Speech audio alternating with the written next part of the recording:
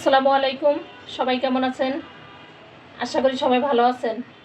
আজকে আমি বাঁধাকপি দিয়ে মুরগি রান্না করব। প্রথমে প্যানে তেল দিয়ে দিব, পেঁয়াজ দিয়ে দিব,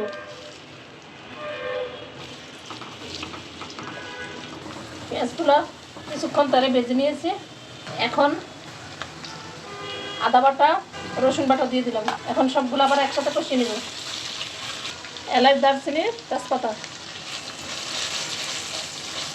মরিচ দিয়ে দিব।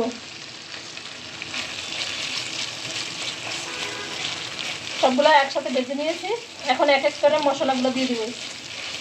মতন লবণ, হলুদের গুঁড়া, মরিচের গুঁড়া, জিরার গুঁড়া, ধনিয়ার গুঁড়া একসাথে এগুলো কষিয়ে নিব।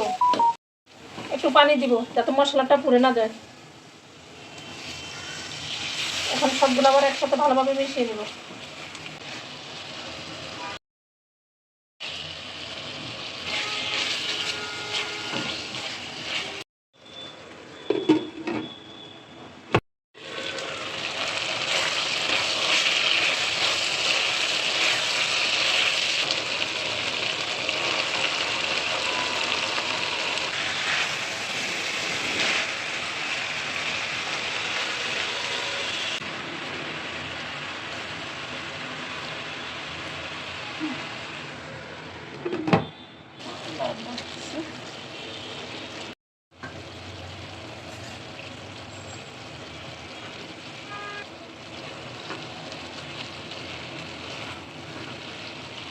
আমার বাঁধাকপি মুরগি দিয়ে রান্না শেষ হয়ে গেছে।